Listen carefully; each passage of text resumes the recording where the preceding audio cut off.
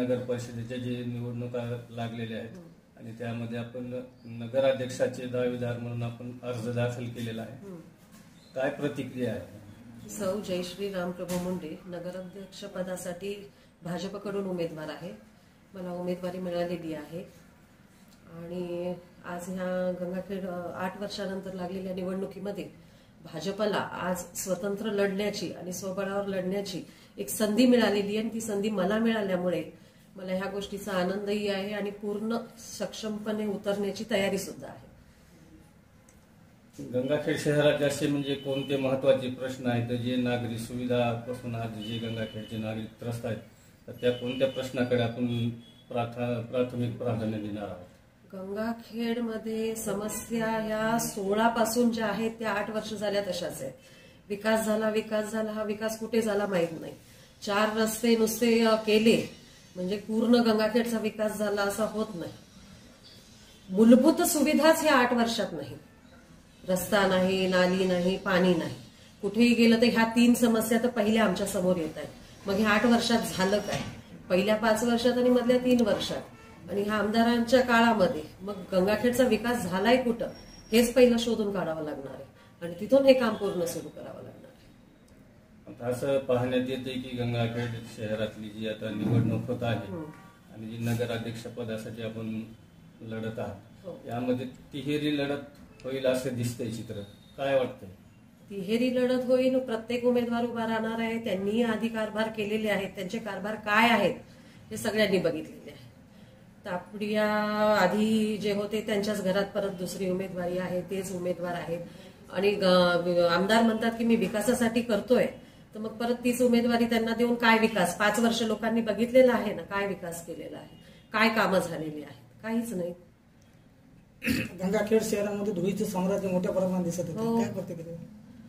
धूळ हा नेमका गंगाखेड मधलाच रोड का करत नाहीयेत हा प्रश्न आहे. कुणासाठी रुकवलाय आणि का रुकवलाय आणि का धुळीचं एवढं साम्राज्य आहे? तुम्ही विकास केला म्हणतात तर मग गंगाखेडचा चेहराच का असा धुळीत पडलेला आहे हा पहिला प्रश्न आहे.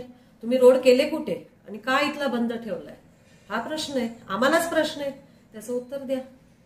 आज आपण प्रत्येक वार्ड मध्ये फिरत आहात, नागरिकांच्या गाठी भेटी घेत आहात. काय प्रतिक्रिया आहे नागरिकांची? नागरिकांच्या ह्या मूलभूत 3 सुविधा तर आहेतच. गंगाखेडची दुर्दशा तर सगळे बघतातच आहेत आणि त्यामध्ये बऱ्याच मागण्या होत आहेत. आता काही महिला असल्यामुळे महिलांना बोलतात. आता काही जणांनी अंगणवाड्यांच्या मागण्या केल्या आहेत की आम्हाला अंगणवाड्या नाही. इथे बराच नागरिक हे दिवसभर कामाला जातात बाहेर, मग ते कारखान्यावर जात असतील, कुठं जात असतील किंवा कुठं घरगुती काम असतील किंवा शेतात जात असतील. त्यांना लेकराबाळांची आणि अंगणवाड्यांची तिथे त्यांनी मागणी केलेली आहे. आता ती नगरपालिकेमार्फत किती करता येतील त्याचं 100% काम करण्याचा निर्धार आहे. आता आज आपण नागरिकांसमोर विकासाचा तर आहे, पुन्हा मूलभूत सुविधा आहेत. गंगाखेडचे बाजारपेठ आहे. बाजारपेठेमध्ये आता ह्यामध्ये परत येतं की तुम्ही मग बाजारपेठेच्या ह्याच्यामध्ये महिलांसाठी काय करणार? तर एवढ्या बाया दिवसभर आता कधी कधी बाजाराला वगैरे येतात त्यांच्यासाठी काहीच नाही. बाजारपेठेमध्ये सुविधा आपण हिरकणी सर्गा कक्ष दिवसभर बाया खेड्यापाड्यातून येतात, त्यांना दिवसभर बसायला जागा नसते, दुकानांपुढेच बसलेले असतात. त्यांच्यासाठी काही करता आलं तर ती एक आहे माझी काम करण्याची इच्छा की तिथे काहीतरी एखादं कशी जागा मिळेल आणि काय होईल आता हे नगरपालिकेमार्फत बघून ती सुविधा उपलब्ध करून देणे. शहराचा विकास आम्हीच केला असं म्हणतात आमदार साहेब. काय प्रतिक्रिया? शहराचा विकास केला तर शहराने बोललं पाहिजे ना आमचा विकास झाला पाहिजे म्हणून. शहरातला प्रत्येक जर वासीय म्हणत असेल की आमचं कामच झाले नाहीत तर विकास कुठं झाला मग हा प्रश्न आहे.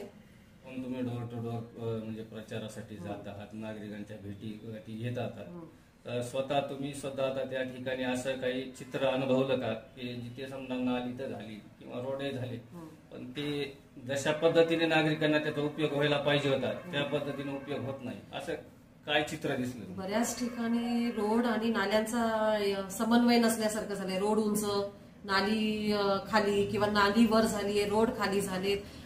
पाऊस पडला तर नाली उंच झाल्यामुळे सगळं रोडचं पाणी घरामध्ये येते. ह्याच्यासाठी अंडरग्राऊंड वॉटर ड्रेनेज करणं गंगाखेडसाठी हे आमचं एक उद्दिष्ट आहे. गंगाखेडसाठी आता नगरपालिकेमधून वॉटर अंडरग्राऊंड ड्रेनेज आणणे. त्यामुळे नागरिकांना आपलं आव्हान काय असणार आहे पूर्ण देशात भाजपची सत्ता, राज्यात भाजपची सत्ता असल्यामुळे आणि आपल्या पालकमंत्री भाजपचे आहेत, सर्वत्र भाजपचंच सत्ता जी असल्यामुळे नगरपालिकेमध्ये सुद्धा भाजपची सत्ता यावी, त्यामुळे आपल्याला मोठा निधी तर मिळणारच आहे आणि विकास कामाला कुठेही अडथळा न येता आणि पालकमंत्री स्वतः स्त्री असल्यामुळे त्यांनी बऱ्याच गोष्टी सोप्या होणार आहेत आमच्या गंगाखेडसाठी. ज्या आमच्या नगरपालिकेमध्ये माझ्या ज्या 3 मागण्या आहेत की महिलांसाठी बाजारपेठेमध्ये एक चांगला हिरकणीसारखा कक्ष, महिलांसाठीच खास शौचालय, पुन्हा आपल्या अंगणवाडीसाठी खूप मोठा प्रश्न आहे तो आहे.